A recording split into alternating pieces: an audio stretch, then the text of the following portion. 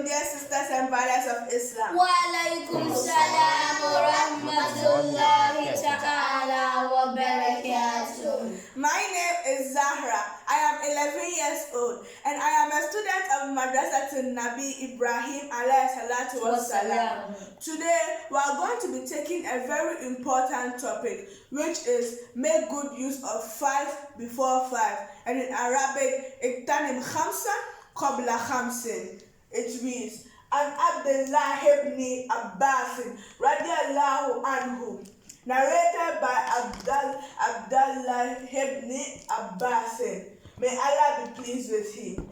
Anna Rasulullah sallallahu alayhi wa sallam, the Prophet Muhammad sallallahu alayhi wa sallam said, Iktanim khamsan qabla khamsin, make good use of 5 before 5, or take advantage of 5 before 5.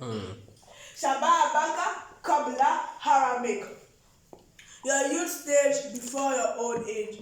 Your youth stage, when you are young, you are very active, energetic, strong, and you are less busy. But when you are old, you are not that energetic, you are not active, you are very busy, and then you are not that strong compared to your youth. So when you are young, that is the time you have to start reading your Quran, and then you also have to start learning the knowledge. That is the time you also attain your spiritual and material well-being. When we say spiritual well-being means relationship with Allah. Great. Relationship with Allah. So when they say the spiritual well-being, it means the relationship with Allah, and that is when you know more about Allah and read more about Him. So so we can also learn about the spiritual well-being from Imam Muhammad ibn Abdul Wahhab, rahimahullah, may Allah have mercy on him. Amen. In his books Usul Salata. Great. Knowledge. Wa huwa ma'rifatullah, to know Allah. Wa ma'rifatul Nabiyyi, to know his prophet. Wa ma'rifatul Deen Islam bil adillah, and to know the religion of Islam with proofs. Allah Akbar. As-sa'niya al-amal bihi, to practice it. To practice what? To practice the religion. The knowledge you have acquired. Yes. Knowledge about Allah, his prophets, and the religion of Islam with proof. So you practice the knowledge. Then asalisa will be what? Asalisa, ad-da'wa to ilahi, to bring people towards it. If you have practiced it, then the knowledge you have, then you bring people towards the knowledge you have. Allah Akbar. As-sabru ala fihi, and to be patient in teaching them the religion. Wow. It means that if you are teaching them, you have learned the knowledge, then you are now practicing towards it. You have practiced acquired the knowledge, you practice it, you invite people to it, and you have to be patient. Patient. Why do you have to be patient? If you are not patient, they won't understand what you are saying. Really? I think if you are not patient, you will fight with them. Yes, it's true. do you agree with me? Yes. Great. All right. So continue. So that's how we attain our spiritual well-being. And you said when you are young that you are able to achieve this properly. Why? Because you have all the energy, you have the time, and so on. But when you allow your youth to be wasted, and now you are old, can you do this? No. You might do it, but not as perfect as it will be when you are in your youth age. All right. Even if you are young, and then they send you to China to go and learn their language. Some 2 years, or even give them some 6 months, they'll already learn it. But if it's an old man, the old man will struggle and struggle. But even though the old man is learning small, the old man will still be struggling. And you need translators, right? Most of the time. Compared to their youth. Exactly. So now, when they say material well-being can be achieved through the worldly sciences. Okay. When we say through the worldly sciences, like engineering. So you attend school to learn a profession? Yeah, to go to school to learn a profession or a particular trade, like engineering, medical business. Okay. Medicine. Right. Law or teaching. All right. So that you have a decent life and then you have a decent life, and you will not be begging or stealing. Wow. We can look at a story of Prophet Muhammad sallallahu alaihi wasallam. May peace be upon him. One day, a man, he always used to beg. He was a Muslim, but he used to beg and say, "Oh, son, you are doing well. Help me." No, that is haram, totally haram in Islam. All right. So Prophet Muhammad sallallahu alaihi wasallam saw him and said, "Where's all the money you have? Bring it and let me see." He showed the money to the Prophet Muhammad sallallahu alaihi wasallam, and he said, "Okay, go to the market, go and buy an axe and a rope." Then he bought it, and then he came back. And Prophet Muhammad sallallahu alaihi wasallam said, "Go to the forest and go and chop firewood."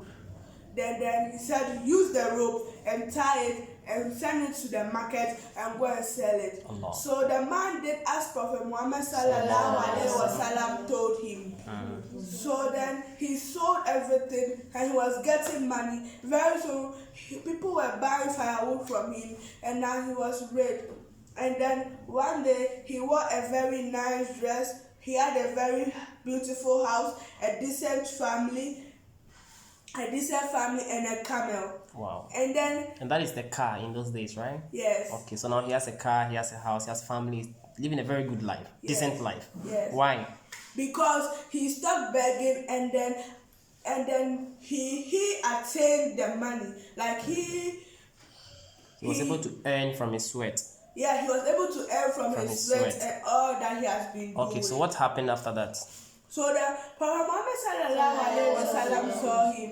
Prophet Muhammad sallallahu alaihi wasallam saw him and said, "Are you not thankful that the begging you used to do, and now are you not happy now?" Allah. And then he was like, So which means, which one is better? Is this not better than the begging you used to do? Good. So which means if you are young, you should have to use your energy very well, so that one day you don't go around begging people or stealing, jumping walls. Right? All right. You go to prison. When you do that, you can kill yourself and you will be sinful. Allah Azza wa Jalla will burn you in hell because you failed to do what is right. Right? you So didn't use your knowledge well. very good. So the Prophet ﷺ is telling us that we should make good use of our youth. When you are young, you have the energy. That's the time for you to focus, as you said, focus and develop your spiritual and your material well-being. All right. So enough with that. Let's go to the next one. It says what? Wasihatuka qabla sakamak. All right. Your good health before your sickness. All right. When you are in your good health, you are always strong, and then you can do everything. And then that is the time you have to be praying and worshiping Allah. But when you are sick, right now, go to the hospitals. You'll see sick people lying down, and then they'll be regretting. "Oh, how had I known I would have done this? Had I known I would have done this? Had I known?" It's a philosophy of a fool. So if anyone says "had I known," they're always regretting about what they are saying. They're always regretting. "I wish I had done this. Oh, I wish I had done this. Why didn't I do this? Oh, had I known." Which is the philosophy of a fool. As who just said, right? All right. So when you're in your good health, that is the time that you have to do all the things, like worshiping Allah, praying your 5 daily daily prayers, reading your Quran, fasting, reading your Quran, learning, and then earning and doing your charity. But when you're sick, you can't do anything. Then you just be regretting. That is the meaning of wasihatuka qabla sakamak. That's great. The next one says what? Waginaka qabla fakruk. When you are wealthy, What does it mean? it means that you're wealthy before your poverty. All right. So you take advantage of your wealth For before. your poverty. All right. So when you are wealthy, that is when you invest in your surplus money. Okay. So you invest your surplus money. Yes, you don't waste your surplus money. All right. Some people, they will waste their surplus money doing all kinds of useless things. Allah Akbar. But then when they become poor, when poverty comes and catch them, then that's when they'll be like, that's why you always have to invest. Because if you don't invest and then poverty comes to you, you'll be like, "Oh, the money. Why have I wasted it? Yeah. Then you just be regretting why you wasted the money and all that. So you have to invest. That is the meaning of waginaka qabla fakruk. All right. Wafaragaka qabla shugluk. Your free time before your busy time. Wow. All right. Explain. So whenever you are free, you always have time to do things than when you are busy. So when you are free, that's the time you have to be reading your Quran. But when you are busy, they'll like come and read your Quran. Now you are doing something. I'm busy. So we're going to be taking a story that is about Imam Hanbal. Ahmad ibn Hanbal, brother? Ahmad ibn Hanbal. Who is he? The leader of the Hanbali school of thought. Wow. Rahimahullah. Rahimahullah ta'ala. So one day, Imam Ahmad ibn Hanbal was traveling to Sham. All right. It was a very long journey. So for days he didn't rest. He was traveling. Then one day he stopped by a small town close to Sham. He was close to Sham and he stopped by that town. There was a monk there. He went to the monks, and then when they finished praying, he was pushing back his bag to go and leave and sleep. Wow. And then some gatesman just came there and said, "What are you doing here? What are you doing here? What do you want here?" I was like, "Please, I've traveled from far and I want to sleep. Please, I beg you." I was like, No, get out of my mouth. And then he was still begging. And then he held Imam Ahmad ibn Hanbal and dragged him out of the mosque. Then there was a bakery over there, and a man came out and thought they were fighting. So he came out and said, "What is happening here?" And then he was like, "I wanted to rest in the mosque because I've traveled from far." But the man won't let me live. And then he was like, the baker was like, "Okay, come to my shop and you can rest there." So then they both went there. When they went there, then he said that you can sleep on the table there. And then Imam Hanbal didn't sleep. He was sitting down. And whenever the man stares the door, he will say, "Subhanallah, Subhanallah." Then he'll be making zikr. Wow. Then Imam... So Subhanallah, Alhamdulillah, La ilaha illallah, Allahu Akbar. Making adhkar. Yeah. So the Imam Ahmad Hanbal was surprised and was shocked. He was very happy to see what he was doing. Wow. And then he asked the man, "How long have you been doing this?" And then he was like, "I've been doing this. And then when I've been doing this, Allah subhanahu wa ta'ala has been granting my wishes. But it is only one wish that he has not granted. I want to meet Imam Ahmad ibn Hanbal. But I hope soon he would still do it. He will still let me see Imam Ahmad ibn Hanbal." Yes, So Imam Ahmad ibn Hanbal was asking him questions, and then Imam Hanbal couldn't take it anymore. And then he was like, "I am Imam Ahmad ibn Hanbal." And then they got into an embrace and they were crying tears of joy. Wow. That is why your free time, you have to use it to do something serious and knowledgeable. Wow. That is the meaning of faragaka qabla shugluk. So imagine the man was just using his free time to be singing And then saying- Kantiri. Will he have met Imam Ahmad ibn Hanbal? No. Maybe he would have met Iblis. Right?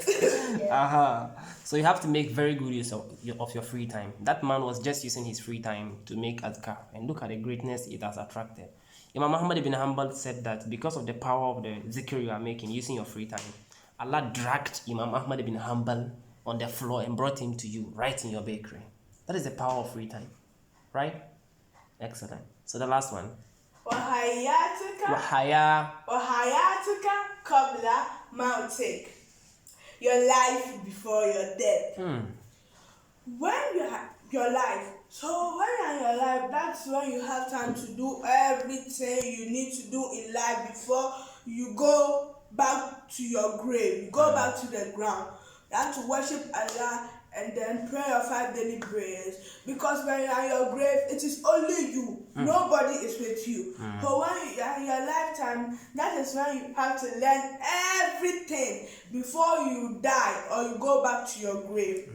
Because when you are in your grave, it is just you and your good deeds or bad deeds. So that's why we need to spend time reading the Quran and praying our 5 daily prayers. and being a habitual reader of the Quran. Okay. And leaving a good legacy, something that people will always remember you for. When you are dead and gone and people remember your name, what comes to mind? Do they see that, oh, he was that particular musician, or he was that foolish boy in that area, or he was that weed smoker, or he is that this or that, The Peter drinker. or the Pito drinker, right? But people should say that he is the scholar, he is the one instructing people in deen and so on and so forth. So Nabil was mentioning something that when you are in the grave, is alone. But when you are in the world, are you not with people? Yes. When you When are in Jannah, you are with people. When you are in Even- Jahannam, you are with people. But when you are in your grave, it is you and your actions, Yes, your sir. bad deeds or your good deeds. Yes, sir. That is why when you are in life, you have to do every single thing. Pray and then don't be doing useless things and just spending money and doing any useless thing.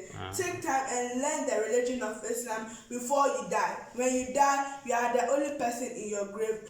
May Allah bless what we have said and guide us. Ameen. And then we also have to make good use of these 5 things before the other 5 things. Assalamu alaikum, dear sisters and brothers of Islam. I hope you enjoyed my video. Mashallah. Thank you. Mashallah.